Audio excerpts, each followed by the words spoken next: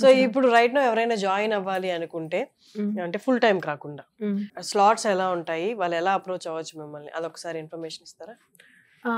So మా దాంట్లో ఏంటంటే అది ఫుల్ టైం కాకుండా మామూలుగా ఆఫ్లైన్ కొంచెం టైం 2 hours అలా వచ్చి చేసేది ఉంది. అలాగే ఆన్లైన్ బ్యాచెస్ కూడా ఉంటాయి. సో అలా ఆన్లైన్ కావాలంటే ఆన్లైన్, ఆఫ్లైన్ కావాలంటే ఆఫ్లైన్, రెండు ప్రిఫర్ చేయొచ్చు. సో మాకేంటంటే వేరే ప్లేసెస్ నుంచి కూడా స్టూడెంట్స్ ఉంటారు కాబట్టి మోస్ట్లీ ఎక్కువ మంది ఆన్లైన్ ప్రిఫర్ చేస్తూ ఉంటారు. సో ఆన్లైన్లో వచ్చి మాకు ప్రస్తుతానికి ఒక బ్యాచ్ లా స్టార్ట్ చేస్తాము. సో కోచెస్ వచ్చి చెప్పి వెళ్ళిపోతూ ఉంటారు. సో ఎవరికి వీలుగా ఉంటే వాళ్ళు తీసుకుంటూ ఉంటాం అనమాట. నాకు ఇందాక ఒక ట్రెడిషనల్ కన్వెన్షనల్ వే ఒకటి చెప్పారు, టైమింగ్స్ అవి క్యాలిక్యులేట్ చేయడం వైల్ ప్లేయింగ్ ద గేమ్. ఒక్కసారి ఇప్పుడు రైట్ నో ఫాలో అవుతున్న వే ఏంటి, పద్ధతి ఏంటి, ట్రెడిషనల్ వే ఏంటి, అదొకసారి ఎక్స్ప్లెయిన్ చేయరా? అంటే ఇంతకుముందు ఓల్డెన్ డేస్లో ఏంటంటే వరల్డ్ ఛాంపియన్షిప్ జరిగేటప్పుడు రోజంతా కూడా వాళ్ళు గేమ్ ఆడి ఇంకా వాళ్ళు మూవ్ ఆడాలి అంటే కనుక ఎవరైతే ప్లేయర్ మూవ్ ఆడే వాళ్ళు ఉంటారో వాళ్ళు వాళ్ళ మూవ్ని ప్లే చేసేవాళ్ళు. సో వాళ్ళు ఒక పేపర్లో వాళ్ళ మూవ్ రాసి ఆర్బిటర్కి ఇచ్చి అది బాక్స్లో ఉంటుంది, అందులో పోస్ట్ చేసి వాళ్ళు వెళ్ళిపోతారు, ఎవరు వాళ్ళ ఇంటికి వెళ్ళిపోతారు.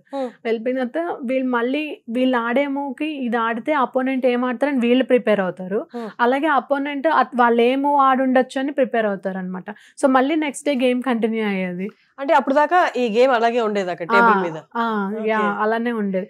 సో దానికి ఏంటంటే ఉండడం అంటే బోర్డు మీద ఉండాల్సిన అవసరం లేదు, నొటేషన్ ఫార్మాట్ ఒకటి ఉంటుంది అనమాట.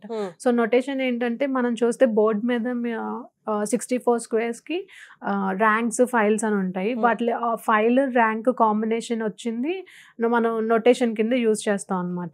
అలాగే పీసెస్ కి కూడా లెటర్స్ ఉంటాయి. సో పీసెస్ ఏంటి, వాటి నేమ్స్ ఏంటి, వాటికి ఉండే లెటర్స్ ఏంటి, అవి చేసి చేయొచ్చు.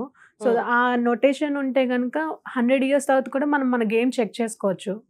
సో అది అలా డేస్ తరబడి నడిచేది ఇంతకు ముందు ట్రెడిషనల్ వేలో. ఓకే, ఇప్పుడు రైట్ నో ఉన్నది ఏంటి? ఇప్పుడు రైట్ నో ఏంటంటే 1.5 hour ఈచ్. మనకి 1.5 hour, అపోనెంట్ కి 1.5 hour. ఎవ్రీ మూవ్ కి 30 seconds ఇంక్రిమెంట్ ఉంటుంది. అంటే ఇప్పుడు 1 hour 30 minutes తో స్టార్ట్ చేసాం అనుకోండి. ఫస్ట్ నేను మూవ్ ఆడి క్లాక్ ప్రెస్ చేశాను. సో నాకు 1 hour 30 minutes 30 seconds ఇంక్రీజ్ అవుతుంది. సో మళ్ళీ మీరు మూవ్ ఆడి మీరు ప్రెస్ చేశారు, మీకు అంతే.